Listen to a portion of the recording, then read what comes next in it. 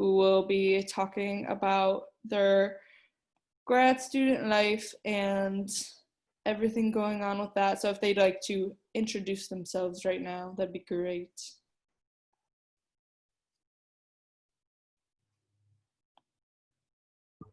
There's actually two of us.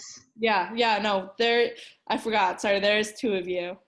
Yeah, okay, so I'm Erin. Sorry, my Zoom's like not working really well, so I can't see anybody. But I am a second year graduate student in the forensic science program. I am working on my thesis under Dr. Glynn, and I'll let Nick introduce himself, and then I'll be happy to answer any questions. Okay, I'm Nick. I'm also a second year graduate student in the forensic science program. With Dr. Newton on my thesis.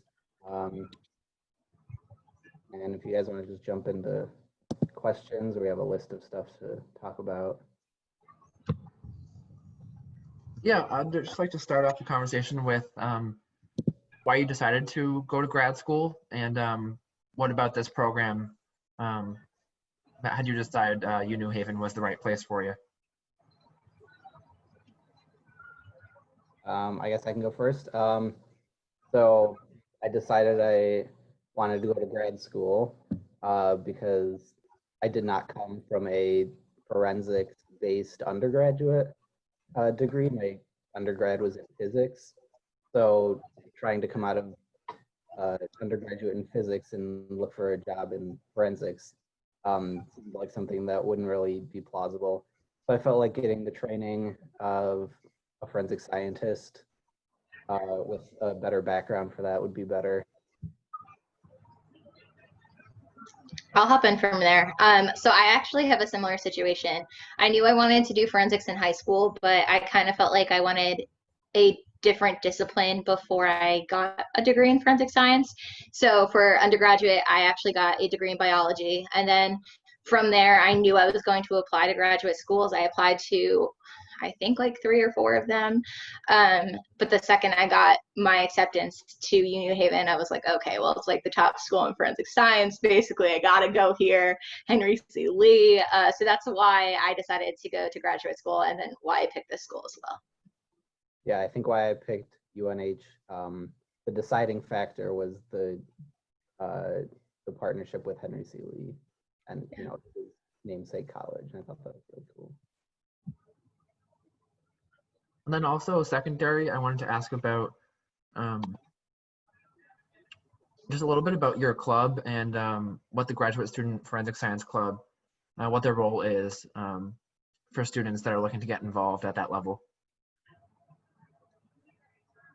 Nick, I'm going to let you start with that one. Okay. So the Graduate Forensic Science Club is exactly what it sounds like. It is a club on campus for graduate students who are in the forensic science or forensic tech program, but really anybody is allowed to join in. What we do is we basically have events throughout the semester that kind of are geared towards forensic science or forensic tech students. And we try to just make like an atmosphere of like getting to know people from the other program and like doing fun activities together. Yeah, I'm going to bounce off that as well. So what's specifically nice about the Forensic Science Graduate Club is that I think when you get into grad school, you don't have as many opportunities to meet people outside of your program, because with our program specifically, Nick and I are in the same one. There's only 10 of us.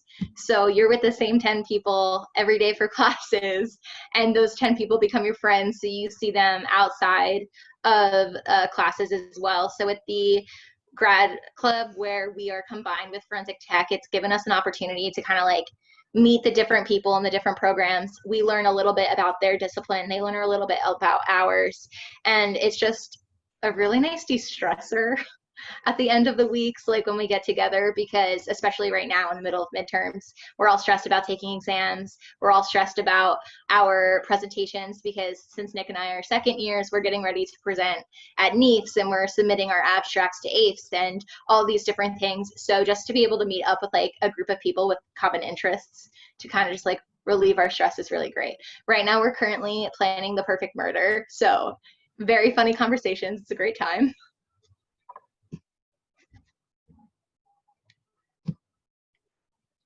Guess Anyone else wants to jump in, feel free to jump in. Harvard. Yeah, I'm a talker. Feel free to ask me questions. It could be about our thesis. It could be about anything. How'd you know what you wanted to do for your thesis? Funny question. I actually came here. So with my biology background, I got a minor in forensic science. And when I was in undergrad, I did research at my school and I did it on decomposition rates because like I think decomposition is really cool.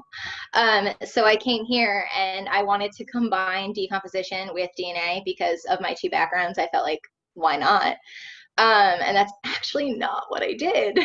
After we interviewed with professors that thought we would be a good fit with them, so I interviewed with 5 of the faculty members in the forensic science department, and they spoke to us about research topics that they were interested in doing, and we spoke to them about what we were interested in, and then we were paired with a faculty advisor for our thesis, just like by, I guess, what they said. They didn't really have they didn't ask us.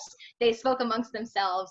They assigned us to one of them. We got an email saying, hey, your advisor is this person. Go meet with them. Talk about what you're doing. Have fun. So I was assigned with Dr. Glenn that following week. I went and talked to her. She gave me a list of like 50 research topics and said, research all of these, come back next week, tell me maybe 3 that you're interested in. So I went back the following week, completely changed everything. There was no decomposition in it at all. And I ended up moving forward with the rapid DNA thesis topic, which is so freaking cool. And I could talk about it for hours, but I'm not going to do that to you, I promise. So it's really what your advisor is interested in and what you're interested in, and you kind of come together for like a common topic.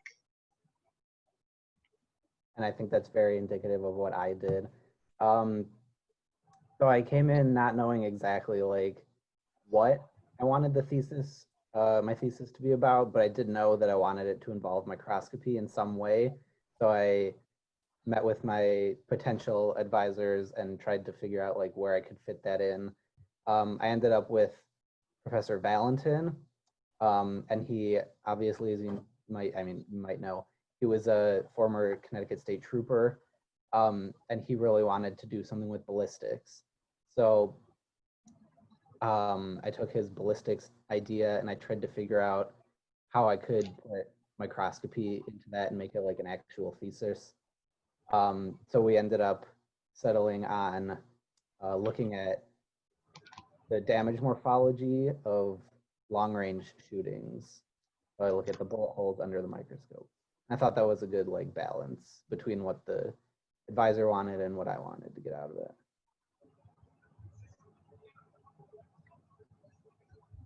Nick, are you presenting at NEAFS? Not NEAFS, I submitted DAVES. Okay. Well, everybody, if you attend NEAFS next week, look for my presentation in the DNA section because I will be there.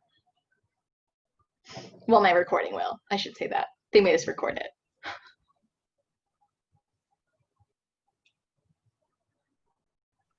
What is this murder mystery that you guys mentioned before? What is it about and what is it for?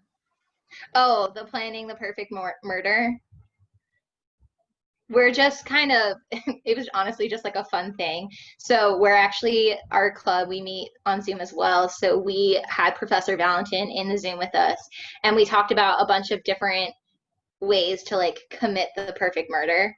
And he kind of helped us through it and told us what the faults in a lot of our plans were. And we didn't get to finish it this past meeting. So the next time we meet, we're going to try and officially get down what the perfect murder is. And we're going to present it to one of the other professors and he'll pick out the flaws in it and tell us if we would have actually gotten away with it. Very cool. Fun exercise. Yeah. It leads to funny stories. Well, hopefully, you don't take their advice seriously.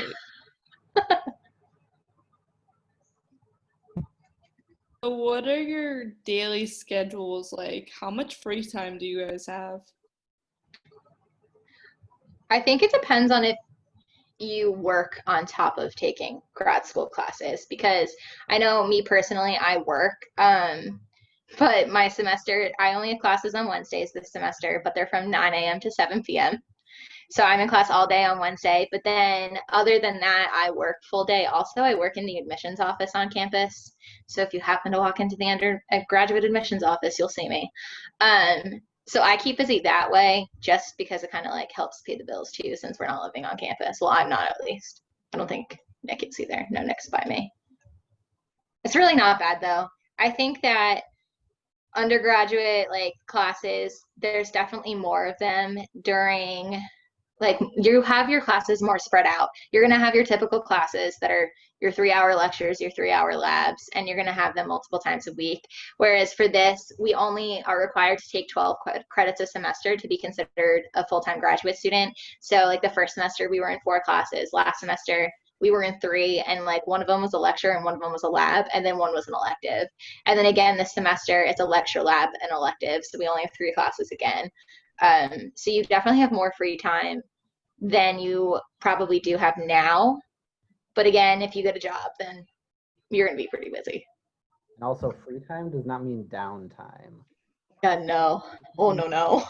You're not in class. So, like Aaron said, we only have like 3 classes a week, but the other, 2 or 3 days a week, we're in the labs doing research, working if you have an assistantship or a TA position. Like, there's lots of ways that the school that, classes will keep you busy outside of classes, and there's thesis stuff to get done. It's not just thesis stuff too. So obviously we're working on our thesis at the same time, and that's going to keep us in the lab quite a bit. I mean, I'm in the lab almost every day, but I feel like with our lab classes specifically, a lot of it is, especially this semester. So we're in advanced crim 2 right now, which is our kind of like chemistry half of criminology, like criminalistics, I mean. So with that class, it's based where they give us a bag of evidence and it's taped up, packaged up like the evidence should be. You get your own like blank case notes and you do the case completely by yourself. You work through the entire case the way that you would if you were working in a lab, and the professor's just kind of there to be like, okay, tell me what you're going to do. I'll tell you if you're correct. If you're not right, then I will tell you to reevaluate, come back to me, and then you can do it. So like today we had class and I spent 3-4 hours looking at ink under the stereo microscope, and that was just the first half of this case. And then we can come in on our own hours, and I know like my lab partner and I in the past have come in on a couple of different nights during the week, just like after our daily routines, and we worked on our cases because we didn't want to fall behind in the class. So you will have more time in the lab on your own, especially since like as a grad student, they kind of trust you to be in your own. They're just like, okay, go have fun. As long as you have another person there with you. So I don't really know what else I can add to that. yeah.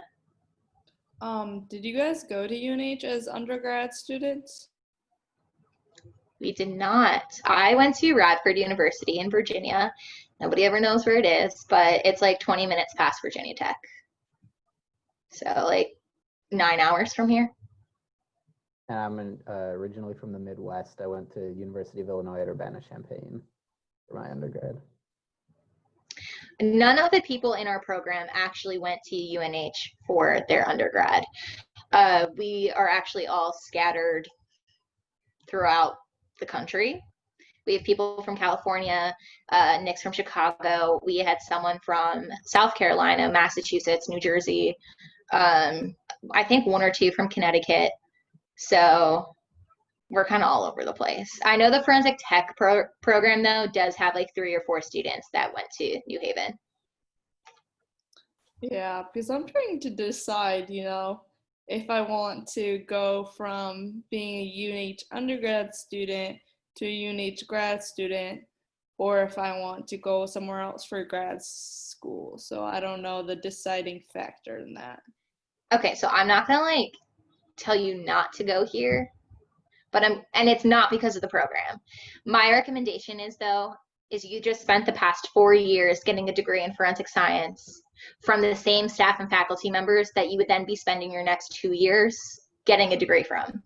So in my opinion, this is why I knew I wanted to do forensics coming out of high school, but the reason I went somewhere else first is because I wanted a variety of people and professors to learn from. So I learned from some professors that were in the discipline. I worked with a forensic anthropologist down in Virginia. I learned from her. I learned from a couple of other professors in the forensics program. And then I came here and I'm learning from like a whole new perspective. So I think that that was a really cool opportunity to kind of get like multiple people in the field, but also knowing that New Haven is one of the best programs, that's a reason that you would want to stay here. So like there's pros and cons for both sides, and I think that you should definitely weigh your options. But I would recommend applying here, but also applying to other schools. And once you hear from those other schools and get accepted, speak to the professors and the faculty members there that you like, the ones that you might be interested in their research, because a lot of the times they'll list it on the websites. Go visit the schools and see what their labs are like, and you're going to have to base it more off of the research topics and the labs that they have and like the facilities that they can offer to you, and not so much of the location of the school or what the school looks like, or if you feel like super comfortable there. Like a lot of the times when you pick a school for undergrad, you're like, oh my God, I feel at home. But for grad school, you have to focus on the program that is offered, the research that is offered, and if you're interested in it, and what they can offer you in their labs. Yeah, don't pick your graduate school off of location. No.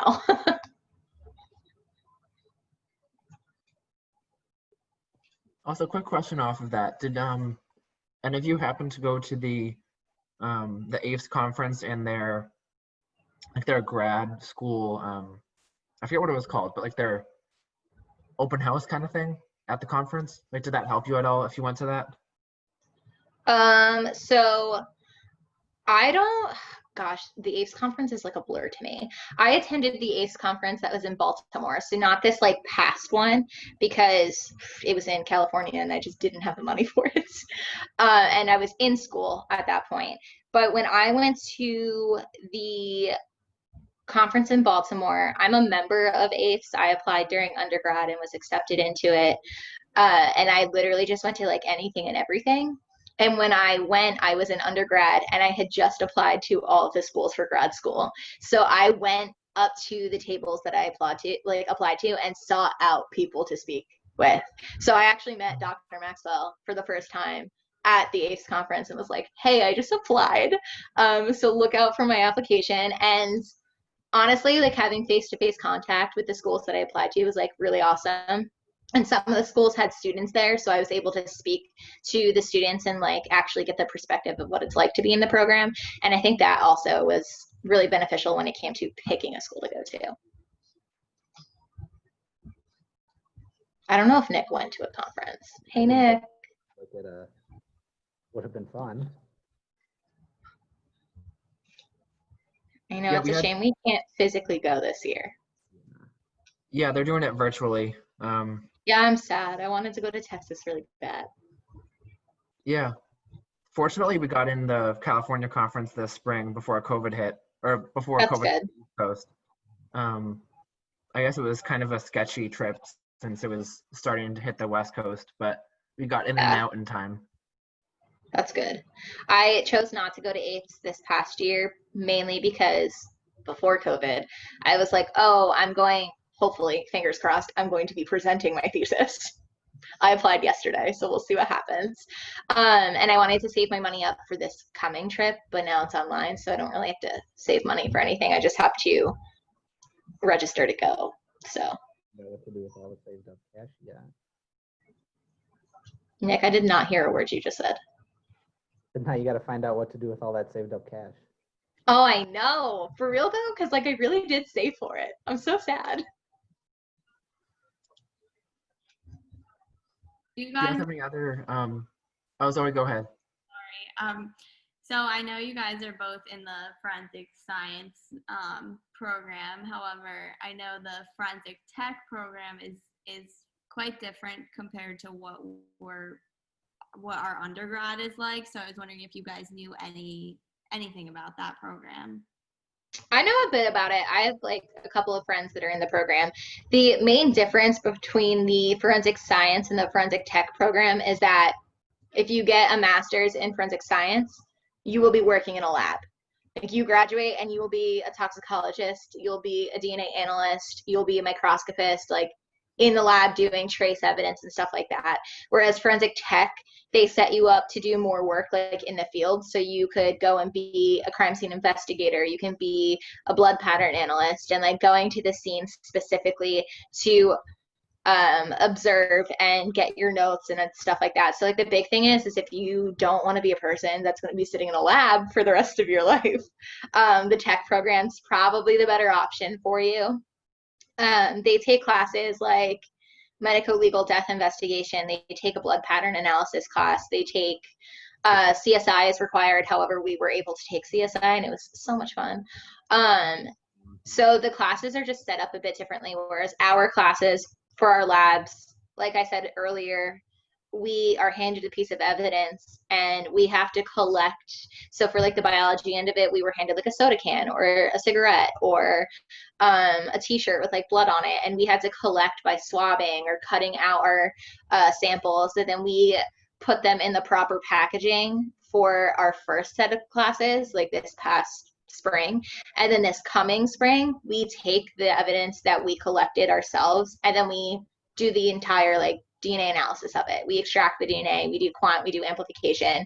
So big difference, lab versus no lab. Yeah, it's a lot of different coursework, different Yeah.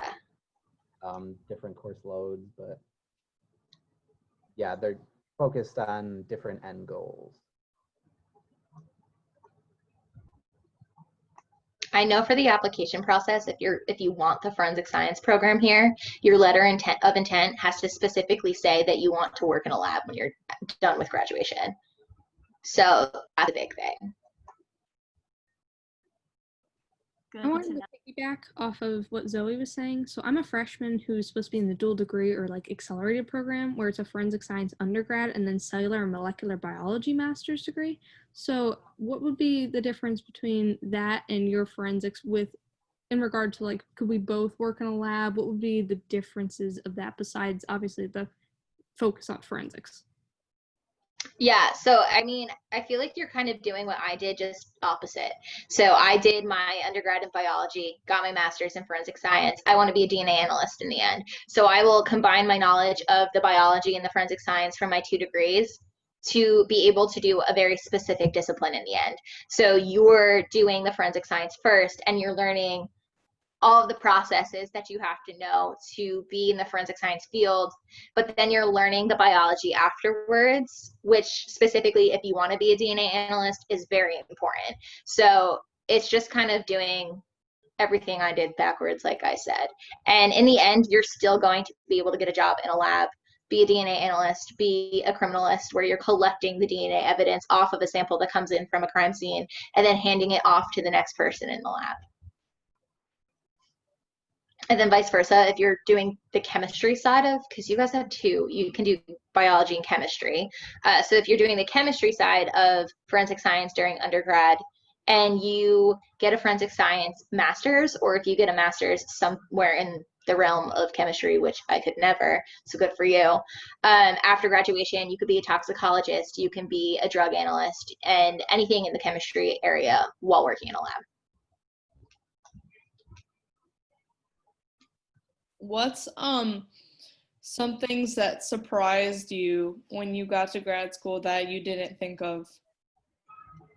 Oh, Nick, you go first. I have to think about this one. Okay.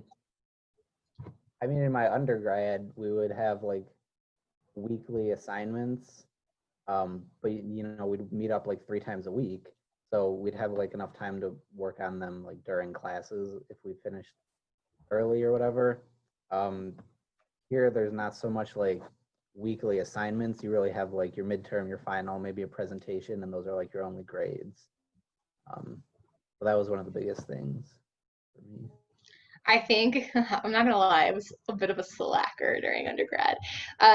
When they assigned readings during undergrad, you didn't really have to do it. When they assign readings now, for the most part, you have to do it. And I know there's the whole stigma of getting more work for graduate school, which is just not a lie. You do have significantly more readings. I mean, for our thesis class, we had to read and document the fact that we read 150 articles in one semester. She was like, hey, read 150 articles, put it into an Excel sheet, and prove to me that you read it by putting a summary of what the article is about. So I think that you just need to be more like, even if you were organized during undergrad, because I was very organized, I think you kind of have to be more on top of it in grad school, just so that you're planning out weekly what you're doing so that you can have it done by the end of the week or by the time class rolls back around. But I don't think that there was anything else that was like really like, oh my God, I wasn't prepared for this. Like I truly was prepared for what I was getting myself into. But yeah.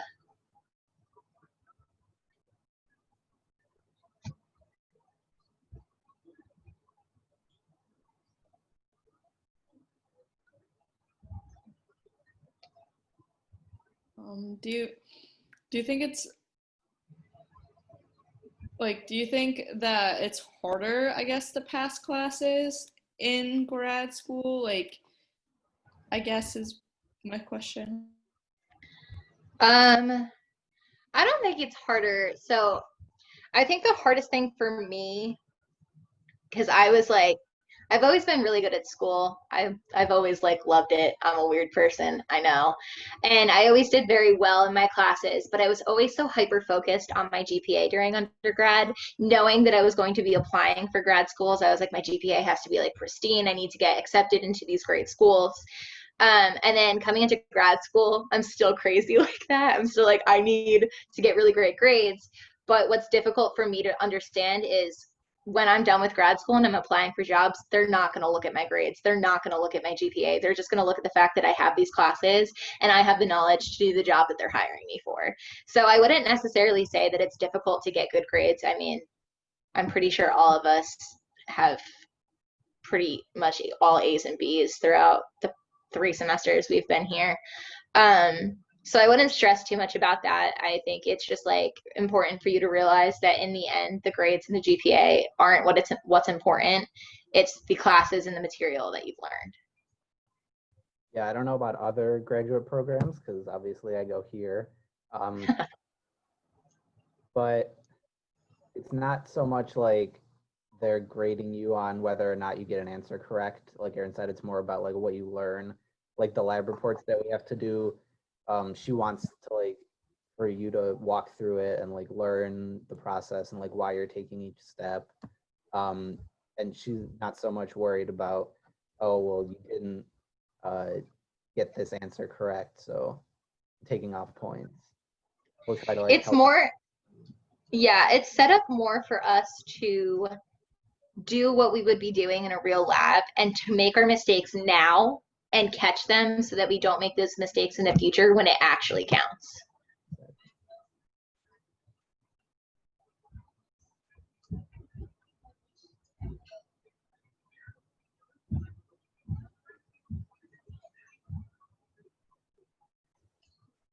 How was the financing for grad schools?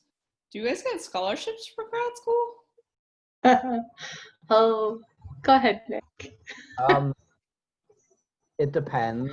There are scholarships for grad students here at UNH. I know there's like a dean scholarship, which I think is 50% tuition. And then there's it's called a provost assistantship. Basically, if you're like a TA or a research assistant, you're eligible for that. But yeah, I think it's just a normal rate for classes. I mean, we don't have as many credit hours per semester.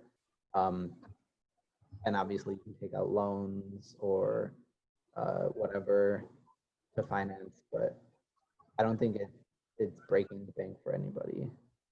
Yeah, it's definitely cheaper than it is for undergrad. I mean, if you're going to be out of state, you're still going to be paying like an out of state rate. I don't really know. So I don't really know how the scholarship process works. I was never told that I have a scholarship, but my bill each semester is always very close to everyone else's who does have a scholarship. So like I don't really know what's happening with that. I just know that whatever's not covered, I end up paying through loans. To be honest with you, though, I think the most expensive part of grad school is wherever you end up for grad school. If the state's expensive, the apartments are expensive. Like I pay an arm and a leg to just live, but you got to do it. Adult things. Yeah.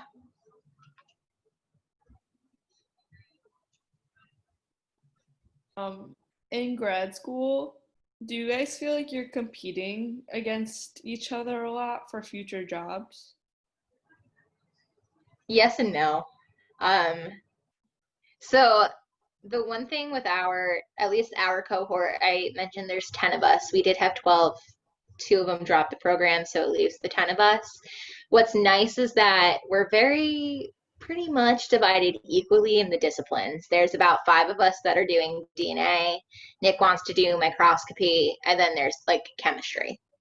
So in my mind, I'm competing with 4 other people that are going to be applying for DNA jobs afterwards.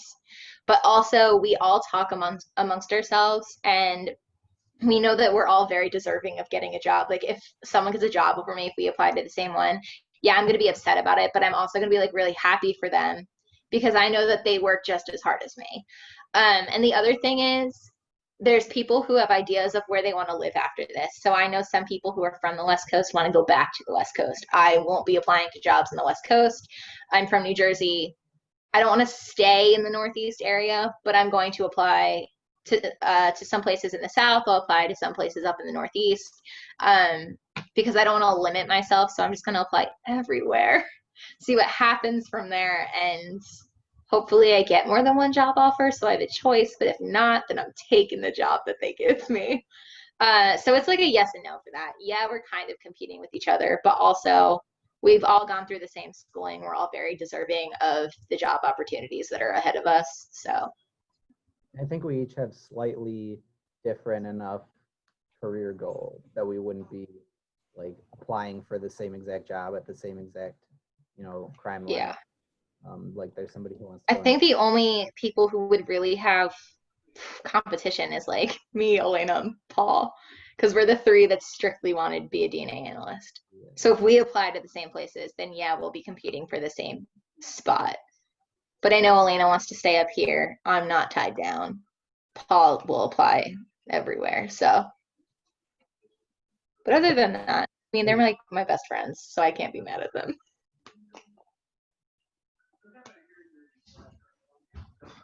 Anyone else have any questions?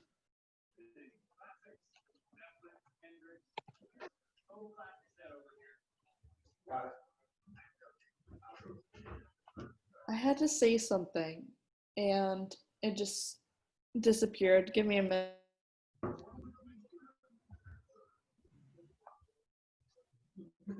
Would you guys change anything about how you did undergrad? I wouldn't. I loved the school that I went to. I loved being able to so like I said, I got a degree in biology, hated science in high school. So like, I don't really know how that happened, but I ended up falling in love with biology, which then kind of made this situation better. And like I said, I'm getting 2 degrees for 1 job. So I feel like that's a fun time. Sorry, was the question, was there anything you would change about your undergrad? Yeah. I don't know necessarily if I would change anything. I mean, it was pretty, I went in thinking that I wanted to go into physics. Obviously, I didn't come out thinking that, but I think that if I hadn't gone into physics where I did, I would not be here right now. I mean, I started off as a chemistry major. So I did 2 years at community college. I was chemistry major for a week. It wasn't for me. Changed it immediately to biology, got my associates in biology, transferred to a school in Virginia, got my bachelor's in biology, and then now I'm here. So I guess the only thing that I would say is I can't really complain about going to community college because I ended up loving it, and I got free tuition. So I'm like in half the debt than I would have been if I went away to a school. But part of me wishes I had 4 years at a school because I met so many amazing people. But I've kind of been like uprooting my life every 2 years because I've gone to a school in a different state every time. I was in New Jersey, then I was in Virginia, then I was in Connecticut. So that's probably the only difficult part for me, is to put some roots down, meet some really awesome people, and then up and leave and have to start all over again. But I still don't think I would change it in the end because it is what led me here. So What do you think was the most important part of like undergrad to help you with your grad school? Like, what do you think impacted you the most about in undergrad to help you for grad school? Nick, go first. So I graduated in the December before I started here. So it was like 8 months later I started here. And during that spring semester, I had an internship at a national lab where I worked with nanoscopic capacitors. So that's really helped solidify like that I wanted to do microscopy. So I was working with like SEMs and microscopes and AFM and all that kind of stuff. And I already kind of knew that I wanted to be in forensics, but that really helped me solidify like what area I wanted to be in. Gosh, you learn something new every day. Nick, I've always wondered why you wanted to do microscopy when you had a physics background. I guess I should have just asked, but it's fine. So for me, similar to Nick, I was like, oh my God, I need to have all of the experience ever so that I look really good on applications for grad school. So when I transferred down to the school in Virginia, they really push research because they think it's a really awesome way to learn and to get experience. And I mean, I wholeheartedly agree. I love research so much, and like I would do it for the rest of my life if I could. I mean, I guess technically I could, but we'll see what happens with that. So I think getting the experience in the field, so whether that's research or an internship, and being persistent, because when I wanted to do my research, I was actually told no. I was told that the professor I wanted to work with has already picked their 2 research students for the semester, and that I would have to try again the following semester. And I was like, okay, but the following semester I'm getting closer and closer to graduation because I'm already a junior. So I kept bothering her and I brought a list of topics to her and talked to her about them. And eventually she said that she would take a shot on me and pick me up as a 3rd student for the semester. And after that semester, I was the only student out of the 3 of us that continued to do research with her for the next year and a half. I did a summer undergraduate research fellowship, which I know is you guys can do on campus here. So I got a grant, continued my research through the summer. And I brought my research home with me to New Jersey because I wasn't living in Virginia when I was doing it. So I was doing my research, and while I was doing my SURF, I had 2 internships. I was working with a police department as well as the prosecutor's office, because at that time I wasn't sure if I wanted to be in a lab or if I wanted to be like an investigator out in the field. So by doing the research, but also the internships that are more involved with the crime scene stuff, it helped me really decide and solidify what it was I wanted to do. So I think the more that you do to help you figure out before grad school, it's going to help you with decisions like in the future. Yeah, unfortunately, our surf program was canceled this summer. No, that is so upsetting. Wait, this past summer or this coming summer? This past one. So were you guys supposed to stay on campus for it? Is that why? Well, yeah, in forensics, you need the labs a lot, so. Yeah, so They I can't, was, like, like I they- said, I was doing decomposition, so I just brought my samples home with me, and they decomposed in my backyard. But you know, not everyone can do that, I understand. Nice. My parents, Gens, they never said a single word to me about it. They were like, "Oh, you want to decompose stuff in the backyard? I guess we can't say no." So I did. Oh my god, my parents would be like, "Are you crazy?" Oh my gosh, I have both of the posters from because I presented both of the. It was like a two-part research. So if any of you ever want to see the posters, I can bring them to campus one day because I have them. Just let me know. Possibility. Does anyone else have any questions? If you think of anything at another time, you can email us and we can forward them to the grad account. Yeah, any questions that you don't want to ask on Zoom, if you're shy, just email them to us and we'll email them to them. Yeah. I know you guys were talking about Dr. Glenn earlier. I work with her for my thesis. If you have a question like that's specific for either me or Nick, just like tell her and she'll talk to us about it too. That's an option at least. I promise I'm really nice though. You can ask me anything in the middle of the book. Do you guys have any last like words that you want to say? I don't think we talked about the GRE. So I just want to tell you with the GRE, don't stress about it, but I do recommend reviewing and studying for it beforehand. Just because like for me, and I know for all of you, you're spending your past 4 years, or you will be spending 4 years in a degree for science. And it's very heavily science based. You don't do a lot of math and English once you're done with your like first year or two of college. And that's what the GRE is. It focuses on math. You write 4 essays and then you do alternate between math and English questions. So it doesn't really make sense why they are testing you on something that you're not going to be doing for the rest of your life, but they do. And I know that it's becoming optional for some schools now, which lucky you if it is, but just buy like a book off of Amazon, review for a bit, because it is like $200 to take the exam, so you don't really want to take it twice unless you have to. Sorry, I have a question really quick about the GRE. Did you guys Yeah. taking the GRE emphasized in science? No, they make you take the one in math and English. Really unfortunate. Okay. Yeah, so like I said, the way it's set up is you start the exam by writing 4 essays that are timed, and then it starts with a math section, and then it goes to an English section, and it alternates through math and English until you're done with the exam. The English is set up by giving you like a sentence, and in the beginning it'll have like one blank and you pick a vocab word that's like in the multiple choice that best fits it, and then as you get further in it's 2 blanks and you pick 2 words that would best fit it, and then there's 3 blanks and you pick 3 words that would best fit it.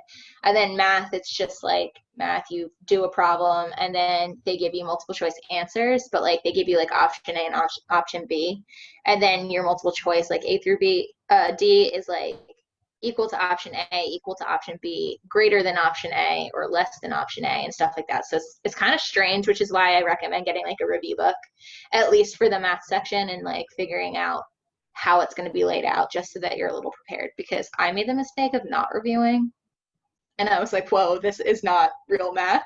This is like the theory of math. And that's like how I like to describe it. Yeah, especially if you haven't taken a math or writing class. Yeah. Definitely brush up on the vocab if you can, which is good with the books. They'll give you vocab because I remember the words, but also it was like 3.5, 4 years since I had taken like an English or a math class. So it was just nice to brush up on it to make sure that I did well.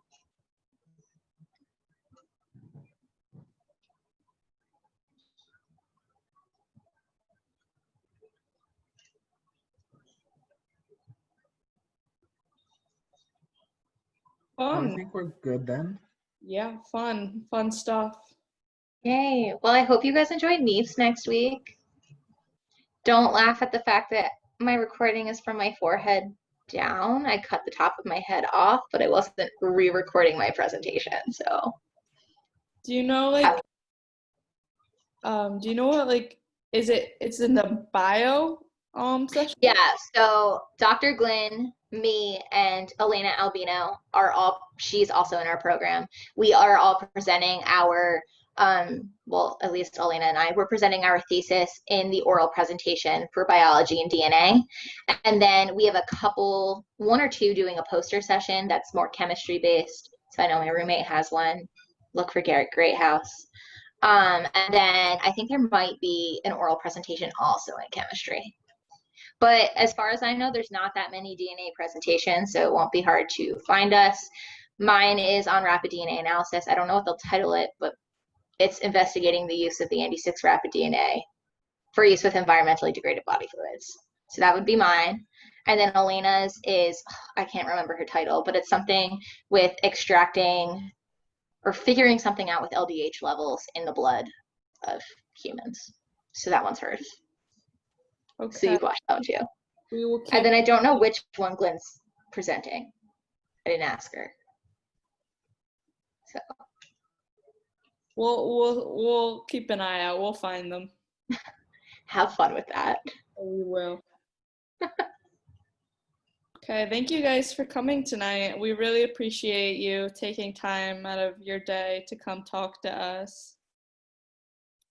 Thank you for having us. Again, if you have questions, just email us, and Nick or I or one of the other few people on our e-board will get back to you.